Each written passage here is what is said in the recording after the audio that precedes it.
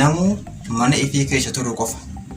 Maaliif dhukkubni Ameerikaa guddoo akkanatti waaywaachisee Chaayinaa afaan qabachiisee Xaaliyaan dinqii godhe kun biyya teenya kana keessatti keessaa biyya mooti jiru biyya Somaaliyaa tana keessatti amma dhukkubni kun argamee jira. Hawaasni keenya kabaqatoota as keessa jiru kunis haala hamaa keessa jira. Deebi hawaasni keenya kun ammaas baay'een isaa walitti dhufu. Zigaara kana heddummaanaadha jaamboo. Kanaafuu warraan tana arrarraa kaasee mana keenya keessatti nuti seera qabaachuu qabna. Abbaan fadheewu ta'ee yeroo mana keenya dhufe harka isaa ulaarra dhiqatee yeroo ol seenu immoo alkool harka dibatee ol seenu qaba jechuudha. Maaliif maaluun jaanii caalaa fayyaa ilmaan keenyaa, fayyaa biyya keenyaa nutti dhaggeeffamuu qaba. Wanni kun waan laaftu ilaallu miti. Lubbuu nama 35,000 olutu dhukkuba kanaan badee jira. Kanaafuu wada jamboo rabbi nu eegu.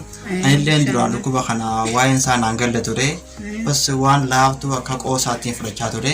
Garuu immoo eega gartee atiis na gorsitee maaliif jaartii gaarii qabaachuu jechuun qarshii gaarii qabaachuurra ni caafti. Maaliif har'a qabeenyaan qabu garuu ammoo jaartii gaarii tanaaf yaadduun qabu. Hedduun sigareetiin fudhu. Akkaan jee sigareetiin fudhu jiru. Kanaafuu si qabaachuun qo'anaaf gammachuu guddoo takka. Garuu ammoo hawaasa keenya kanallee hanga dandeenyetti nuti hubannoo argannee jirra. Hawaasa keenya kanallee hubannoo kan nuuf qabna. Waa'ee dhukkuba kanarratti. Tajalqabaa namni mana keenya dhufu hundinuu harka isaa dhiqatee akka ol seenu yoo danda'ame ammoo wanni gorsuu qabnu uummata keenya maali? Yoo nu jaalattan nutti hin dhufinaa mana isin ta'a. Nuti illee isin jaalannaa isinitti hin dhufnu. Kana ta'uu qabaa. Inshaallah takkallee warra Aku mereka nanggung, aduh nak diite tu mana sih? Haran sana dia memang mana apa sana nak F korat dia. Mari, kufah iya kan aku fayat dia tanah. Jual nak ada apa dia? Nahu ya orang fakat, nak mati dia. Kasih gua nama rentan. Bamam bahati beka habis debetin hiraga kalele gande nama toko tiga ise aras kesempatan dia mujarati me tinggal kita tahu. Assalamualaikum. Waalaikumsalam. Akan lagi Bayya. Bayya dah. Jauh ilamu mana aku mandai ni? Aku kali ni nak gaji tu man. Aye. Aku mati adu nak diite wani je. Sanifu amma mana aku mati mu jurabar. Mana aku mati. Ayo sonde menurut cul berarti mana aku mati. Ai mali fim bilbila mana aku mati aku bilbila nama Faisa. Bongkap tu. Malin kuma kapan? Osoo mana hakima ya dakun dayna dura itti bilbilani mana yaala yookaan mana hakimaatti bilbilanii dhufaan jira jaanii hubachiisuudha. Lakkoofsi baasan dhageenyaati. Hin dhageenya abbaa kiyyaanii kuni 988 Abbaa jamboo irra dhukkuba sadeen gidda kamana mormaa ture garuu irra deebi'ee eenyummaa isaa hubatee na gorsumsaa alhamdulillah.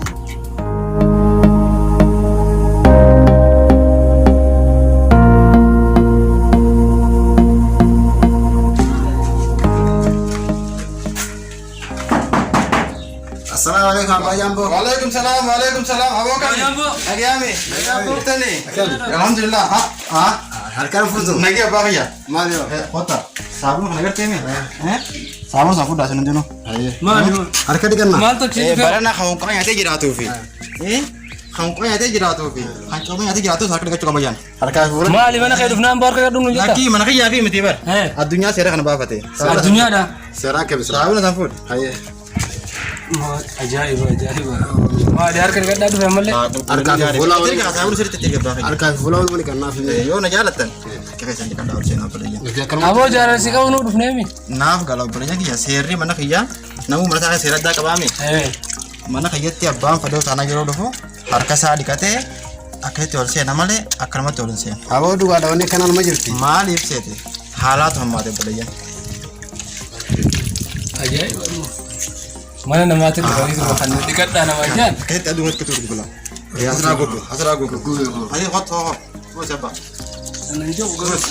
Anu mata tu sini. Ada kabin sini ada. Aku mana tu nak guru dia teman dia nak. Si wani si ada sebelah tadi. Aku mana tu. Jalan nasi kopi. Aku. Aku nak lihat sini saya kamat. Aku lihat sini saya teri ke jalan. Aku mana sirti dia mu teman dia. Aku jalan si kopi jalan biar aku buat. Ini malah lagat. Dhimma fayyaatiif dhimma biyyaa irratti dubbiin qubataan taa'u abbaaf jedha kan Maashaallah. Yoo harkuma taate gaafoo saayiba kan jedhamu mana keessanitti seera kanaa baafachuu qabdan. saayiba kan jedhamu harkaa jennee sitti nu dhiqanne. Galatooma. Seenaa qoota amma. Aljaamboo. Hoi. Keessum maa dhufe? Dubbileen numa ammaate. Amma irraa eegalee irra buusi. Awwa seenaa qoota. Abbaa Waldofaa. Wanni gurraacha kun maal yaada Jaamboo? Marri gadhaame. Maali jaatee erga gaddaa fi waajjira badhaadhaan baatanii. Sanii fi miti. Ayya. If eeggannoo barbaachisaadha beektaa. Jaamboo of eeggannoo dhufuu eegganna. Maali wannummaa irra taa'aa dhuftu kun? Abbaa Jaamboo. Maali ati Jaamboo wanni inni ajaa'iba kuni? Bara Abbaa Waldofaa koronaatu waan kanarraa ajaa'aba. Abaasiiti ati Jaamboo. Aboo addaansi kaa dubbiin akkasii miti. Maali barri ammaatee tapha akkatti darmasiisu ta'e. Ilaala.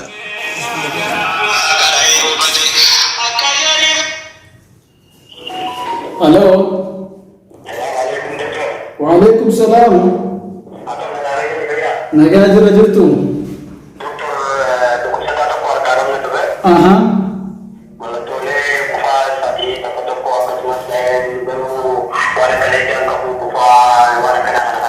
Aha. Aha.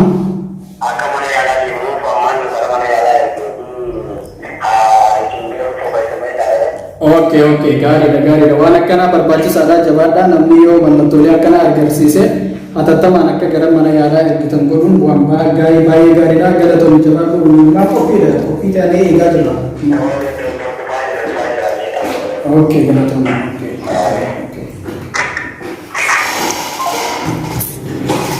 Sirreessu meessanii dhaqiyaanis waraqaalee kanaan hiraa jira waraqaan deengadda raasii dubbisee akkasitti nagaa turu fayyaatti. Ayya aboo ayya nagaa.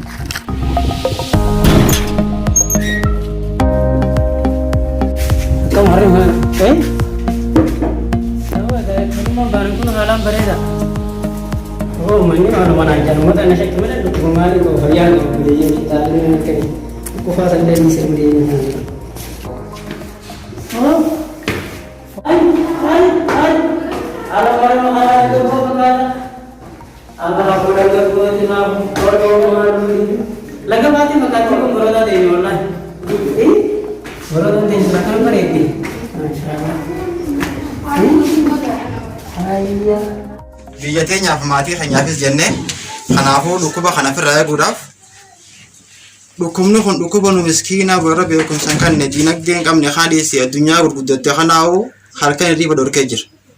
Warra cooma nyaatee jiraatuu fi warra akaawuu hin jiraatullee walqixa saabaan akka dhiqachiisaa jira. Kanaafuu obboleeyyan keenya dhiifama raataa harka irratti dhiqadhaa'uun isin hin jeefu. Yeroo isin illee wanni akka isin hin waan biraatii miti. Jibbiinsa keessaniif miti. Dhukkubni kun hanga ammaatti nama 35,000 ol lubbuu dabarse. Nama 800 oltu dhukkuba kana waliin yeroo ammaa kana jira. Kanaafuu biyya kanatti hawaasni keenya hanga ammaatti hubannoo waan kanaa hin qaban. Isinis maatii qabdan. Dhukkubni kun ammaas baay'inaan akka daddarbu.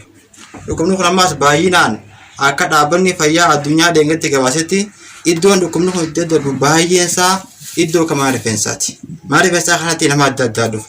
Namoota kana nutis osoo qaama keenyatti waan kan kaatiin akkuma guuhaanitti yeroo rifeensa kanarraa murru deemnee ammaas osoo harka keenya hin dhiqatin harka dhiqannee ammaas osoo alkoolii harka kanatti hin naqatin yeroo ilmaan keenya daa'ima keenya hammannee dhungannu yeroo haadha mana keenya deemnee dhungannu isinis akka dhukkuba kana hojii qooddatu ta'a jechuudha. Kanaafuu ilmaan keenyas lubbuu teenyas lubbuu biyya keenyallee oolchuudhaaf obboleeyyan kiyya if eeggannoon baay'ee barbaachisa. Dhukkuba koronaa vaayirasii kana akkamitti ofirraa eegan? Dhukkubni kun dhukkuba dawaa hin qabne. Dawaan isaa guddoon jirtu stay home jettiin faranjiin mana keessa taa'u qofa. Nuti kun yoo arrabna keessa teenya ilmaan keenya kun ni beelawan.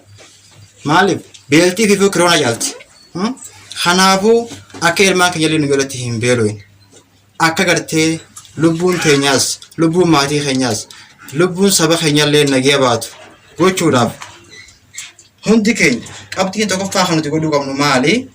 Hanqi ifeegu akkamitti ifeeyna? Akkamitti ifeeguu dandeenyu? Kan Rabbiin haala mijeesseef sababa malee manaa gabbahuu dhabu. Kaan ammoo yeroo ni fi gabbaane social distance keenya eegu. Social distance jechuun waliin nama tokko yoo xiqqaate meetira tokko hanga lamaa irraa fagaachuu qabda. Yeroo karaa deemtullee namarraa meetira tokko takkaa lama fagaattee deemuudha qabda. Akkasumas harka keenyarra ugguroo kaa'uu qabna. Harka keenya ugguroo akkamirra keenya akka harki keenya afaan funyaanii fi ija yeroo maraa'u hin tuttuqin jechuudha. Kan akkamii goota? Fakkeenyaaf wantoota gartee vaayirasii saniin qabaman. Vaayirasiin kun wantoota akka sibiilaa laastikaarraa guyyaa 3 turuu danda'a. Kanaafuu nutis yeroo waan san qabanne harka keenyaan funyaan keenya takka afaan keenya takka ija keenya akkana jennu dhukkubni san kallattii naguu san darbaa jechuudha. Kanaafuu harki keenya kun akka gartee osoo saabunaan sirriitti hin dhiqanne afaan keenya akka akkana hin jenne funyaan keenya akka hin xuu'inne ija keenyallee akka hin xuu'inne sirriitti of eeggannoo gochuu qabna jechuudha. Waan kana ta'eef obboleeyyan kiyya wanni isin jaaladhuuf akka obboleeyyan kiyyaatti wanni isin gorsuu barbaadu maaltu jaaseef gorsiin isin dabarsee obboleeyyan kiyya yoo dandeessan yoo na jaalattan mana kiyyaan dhufinaa mana isin hin dhufu.